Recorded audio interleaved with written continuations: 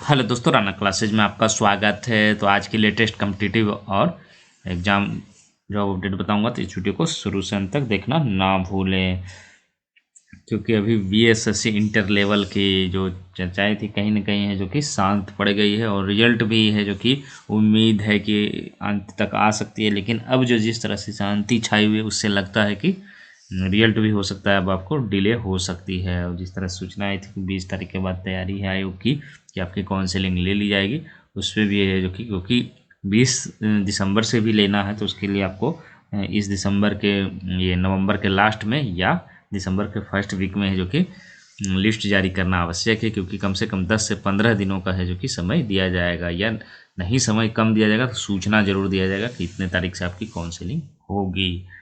तो कहीं ना कहीं है जो कि छात्र है जो कि असमंजस की स्थिति में है कि रिजल्ट है जो कि लिस्ट कम से कम जारी कर दे, काउंसलिंग जब लेना है तब ले, लेकिन रिजल्ट जारी कर।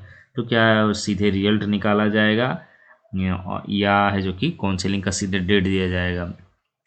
हम जिस तरह से हम लोगों का हुआ था कि CGL 1 में पहले जो कि एक रैंकिंग जारी किया गया था, हालांकि इस पर रैंकिंग जारी नहीं किया जाएगा, लेकिन रैंकिंग जारी करने के बाद सीधे जो काउंसलिंग हुई थी उसमें कोई रिजल्ट नहीं जारी किया गया था, सीधे क्या किया गया था, प्लेस दे दिया गया था। जैसे IAS भवन हुआ था, तो IAS भवन में इतने से इतने रोल नंबर 1 से लेकर 200 या 300 उसमें कम संख्या में होती थी, तो एक दिन में इतना बजे से इतना बजे सीधे लिस्ट दिया गया था। तो जब स्थान ही तय नहीं है और ना तो टाइमिंग तय है, और तो निश्चित रूप से हो सकता है उसी का इंतजार किया जा रहा हो कि कम से कम स्थान तय हो जाए। तो देखना है कि कब है जो कि, और जिस तरह से रिजल्ट है जो कि डिले हो रही है और हाल लग रहा है कि इस महीने के अंत तक भी आ जाए तो काफ़ी अच्छी बात होगी।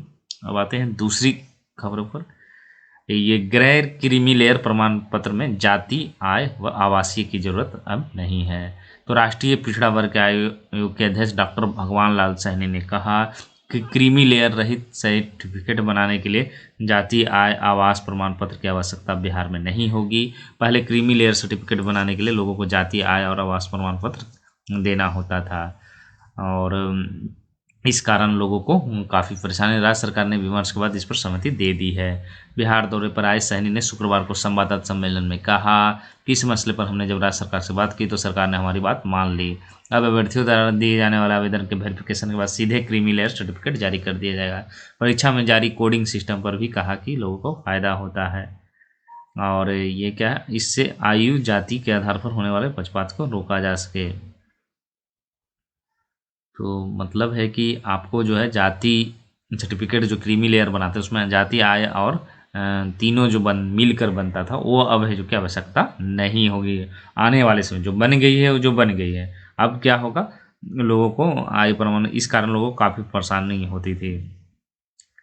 तो इसमें क्या होगा, क्रीमी लेयर सर्टिफिकेट के लिए जो कि वेरिफिकेशन होगा, वेरिफिकेशन के बाद सीधे जो कि क्रीमी लेयर सर्टिफिकेट जारी कर दे, मतलब कोई प्रमाण पत्र की ज़रूरत नहीं होगी। आप जो क्रीमी लेयर के लिए जो आवेदन करेंगे डायरेक्ट करेंगे और वेरिफिकेशन होगा और सीधे बना दिया जाएगा। इसी से संबंधित एक और खबर है, नन क्रीमी लेयर की आय में नहीं जुड़ेगा माता पिता का वेतन। तो ये भी है उसी के आलोक में है कि नन क्रीमी लेयर प्रमाण पत्र बनाने से पहले जातीय आवास से आय प्रमाण पत्र, इस कारण परेशानी होती है। केंद्र सरकार के निर्देश के बाद भी प्रमाण पत्र में क्या है, पिता के वेतन, पेंशन एवं कृषि से होने वाले आय को जोड़ दिया जाता था। सरकार ने आयोग को पत्र भेजा जिसमें अब अलग से केवल नन क्रीमी लेयर प्रमाण पत्र जारी करने एवं इसमें माता पिता व कृषि से होने वाले आय को नहीं जोड़ने से संबंधित पूर्व से जारी का पत्र का स्पष्टीकरण पत्र सभी DM अधिकारियों को भेजा गया है। तो मतलब क्या हो गया कि आपको इसमें जो है आपको माता पिता की आय है जो कि अब नहीं जुड़ेगा, जो जुड़ गई है जो जुड़ गई है।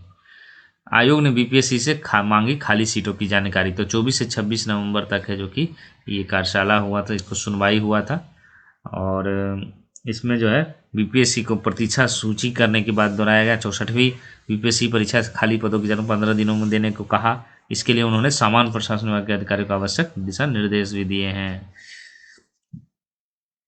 तो ये रहा, मतलब अब जो है क्या क्या चीज़ होगा कि आपको तीनों चीज़ नहीं लगेगा, जाति, आवासीय और जो आय है, और ना ही माता पिता का पेंशन का आय जुड़ेगा। अब आपको सिर्फ अपना आय है जो कि जुड़ेगा। उसके बाद आते हैं दूसरी खबरों पर।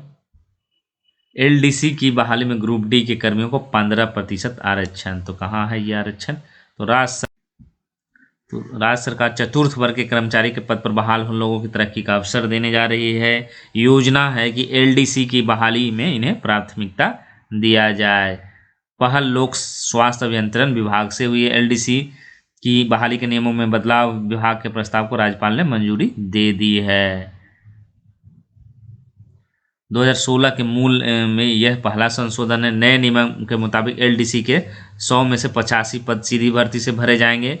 15 पद है जो कि ग्रुप डी यानी कार्यालय कर्मचारी के तौर पर काम कर रहे विभागीय कर्मियों से भरे जाएंगे। शर्त यह है कि ऐसे कार्यालय कर्मचारी इंटर या उन्हें समकक्ष परीक्षा पास हो, उन्हें कंप्यूटर की भी जानकारी हो। आदेश में उम्र सीमा का उल्लेख नहीं है। पीएचडी सेवा काल में मित्र विभाग के सेवकों का आश्रितों का अनुकंपा पर बहाली होने जा रहा है। इसके लिए जो कि कर्मचारी आयोग की सिफारिश नहीं है। शर्त यह भी एक विभाग में जरूरी रिक्तियां हो और आवेदक जरूरी न्यूनतम योग्यता शर्तें पूरी करते हो तो सभी सूची है जो कि आयोग को भेज दिया जाएगा। आश्रितों की नियुक्ति के बाद उस कैलेंडर वर्ष में सभी रिक्तियों की सूची दिसंबर में आयोग को भेज दिया जाएगा। प्रमाण पत्र में सत्यापन में पिछड़े अभ्यर्थियों को एक और मौका। तो नियुक्ति में प्रमाण पत्रों के सत्यापन पिछड़ गए अभ्यर्थियों को राजस्व एवं भूमि सुधार ने एक मौका और दिया। अब इन्हें प्रमाण पत्रों के सत्यापन 1 दिसंबर से होगा। इसके लिए एक विशेष कार्य दिसंबर को मुख्यालय में होगा, विशेष कार्य पदाधिकारी द्वारा होगा।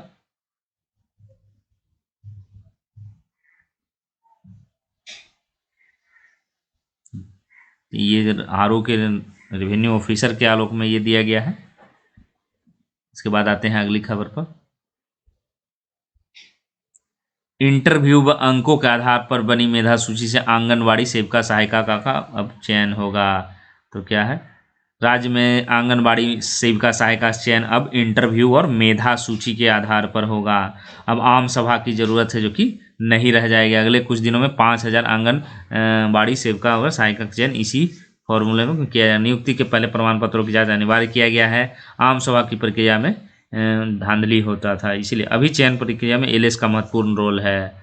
सेविका सहायक चयन में पहले सीडीपीओ की भूमिका महत्व पर जब सीडीपीओ चयन में धांधली का आरोप लगा जिसकी जीवन लेडी सुपरवाइजर को दे दी गई, लेकिन निगरानी को लेकर अब विभाग संतुष्ट नहीं है। विभाग का मानना है कि एलएस के काम का निगरानी नहीं होती है, अधिकारियों के साथ भी नहीं होती है और उन्हें काम का संदेह घेरे, इसलिए उनके कामकाज की निगरानी का भी एक तरीका बनाया जाए।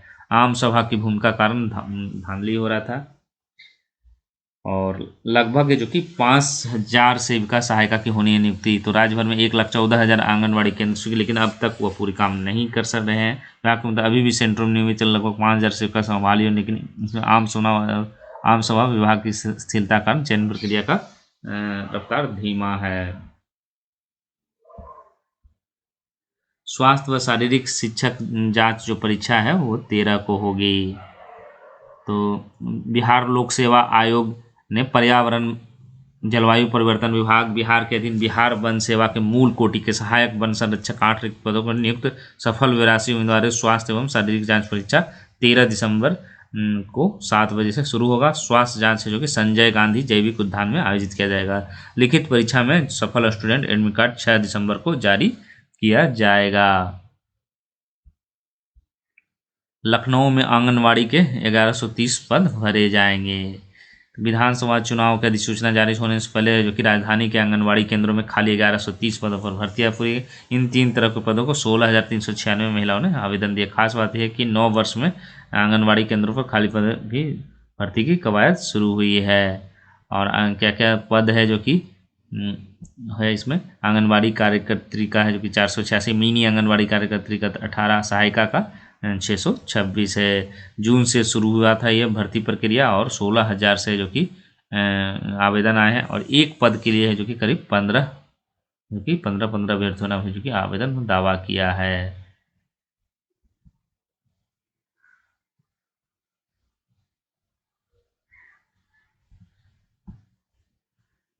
इंजीनियरिंग में जो कि आज से एडमिशन होगा, जारी की गई है रैंक लिस्ट व सीट मैट्रिक्स जारी किया गया है। तो 9,374 सीटों के लिए है जो कि एडमिशन के लिए 27 से 29 नवंबर तक है जो कि आवंटन पत्र है जो कि डाउनलोड स्टूडेंट कर सकते हैं। 38 सरकारी इंजीनियरिंग कॉलेजों के लिए होना है, 8,714 सीटों के लिए एडमिशन होना है। तो शिक्षा, धन्यवाद।